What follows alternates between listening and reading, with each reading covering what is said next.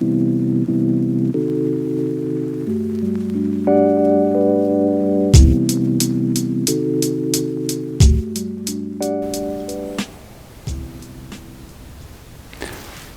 back, everybody. I hope that this week has gone well for you. I hope you were able to tune into our service on Sunday, but even if you didn't, here's a sneak peek of what I spoke about. I want to review and highlight the 3 points or pivots, perhaps, right? Maybe we can call them even footnotes or flags in my sermon. I began talking about the importance of transformation as it concerns motivational shifts in Paul. Paul is talking about the movement that we go through as people of faith, from death to life, from bondage to freedom. But there is something particular about Paul's description, which I think it's important to note. There is a motivational shift in that transition, in that movement from death to life. It's no longer about what I can secure for myself or for my family or even for my community. It's about what I can give, what I can do, how I can be of service. That is now the motivational ground for one's activity in the world. It's also not, and this is important, it's not about fleeing from punishment.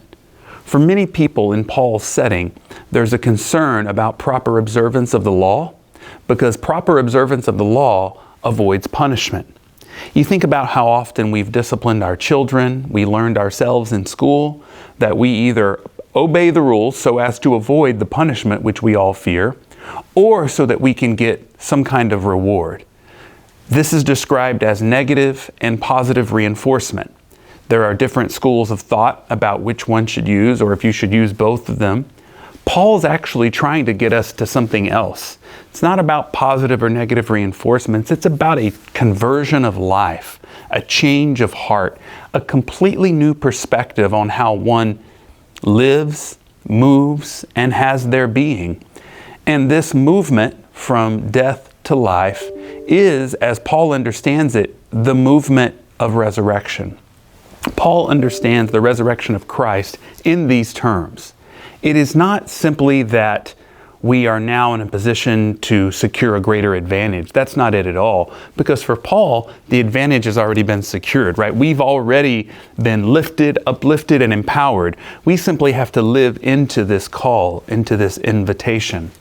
However, we don't always do that. Even if we say we're people of faith, we very often fall into patterns of contraction, disinvestment or disallowance. We also create zones of enclosure. That's the word that I used on Sunday.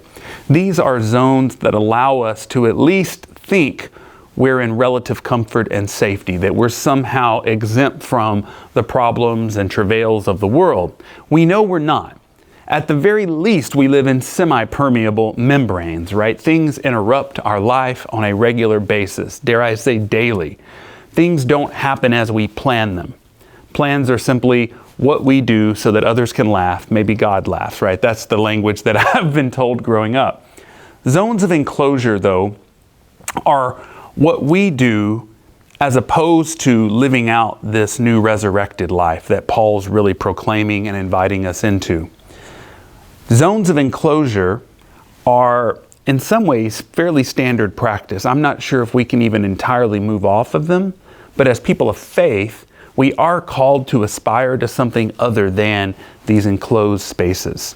Because we know they're not fully enclosed, but we also know that as people of faith, we have to continue to put ourselves out there and expose ourselves. That leads me to the final point of my sermon, which is all about freedom. The freedom that comes from exposure and vulnerability, as risky as it seems and as frightening as it may be. And it is frightening, especially when you're getting the hang of it, right? And you know that when you expose yourself, when you show yourself, when you put yourself out there, you run the risk of being ridiculed, persecuted, and shot down. Paul knows this as well.